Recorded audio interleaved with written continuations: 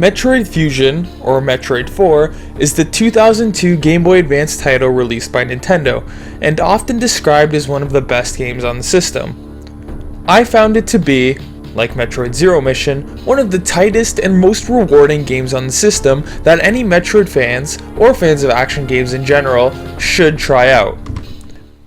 The game's story is as follows. Bounty hunter Samus Aran explores the surface of the planet SR388, where she encounters the X-Parasites, viruses that can replicate their hosts' physical appearances and memories, killing them afterwards. Samus is unknowingly infected by the virus, loses consciousness, and is ejected from her ship before it crashes into a nearby asteroid belt. The Galactic Federation recovers her body and discovers that the X-Parasite has infected Samus' central nervous system. They counteract the damage by creating a vaccine made from the remaining cell cultures of the infant Metroid that Samus had previously contacted, as the Metroids were the X's main predators. The vaccine cures Samus and gives her the ability to absorb and use the nuclei of X-Parasites for nourishment. Her infected power suit is sent to the BSL station for examination, although parts of the suit were too integrated with her body to safely remove during surgery. Forming a partially armored suit she uses called the Fusion Suit. When Samus recovers consciousness, she discovers that an explosion has occurred on board a station. She is sent to investigate, and soon after her arrival, Samus discovers that the X have infected the station with the help of the SA-X, an X-Parasite mimicking Samus at full power.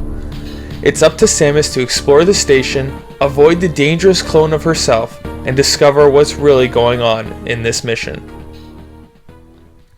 Metroid Fusion tells a larger story than Metroid Zero Mission, with philosophical discussion on what it means to be human, civil disobedience, and humans taking science further than it should be.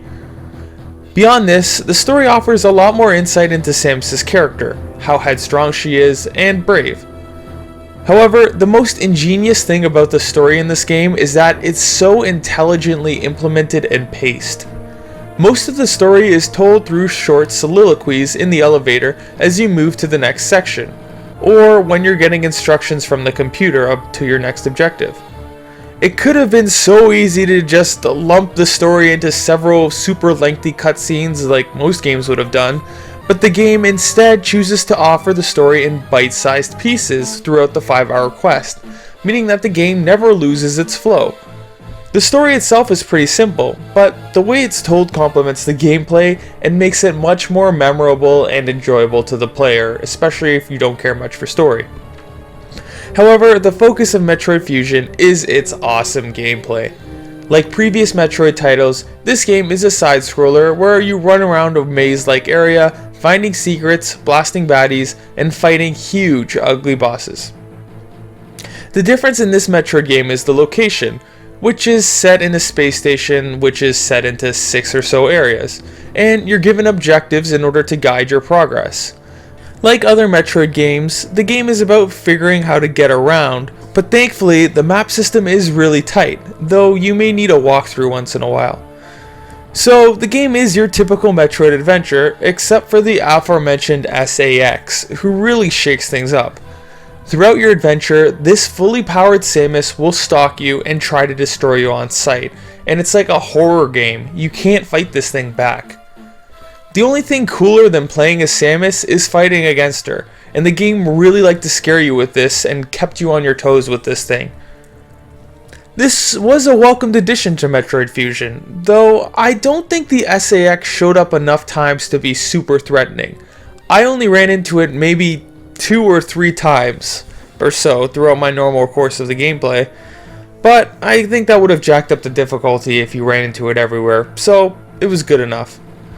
In any case, Metroid Fusion has some interesting new bosses that require old school grit to defeat, and the game's difficulty is pretty reasonable as well.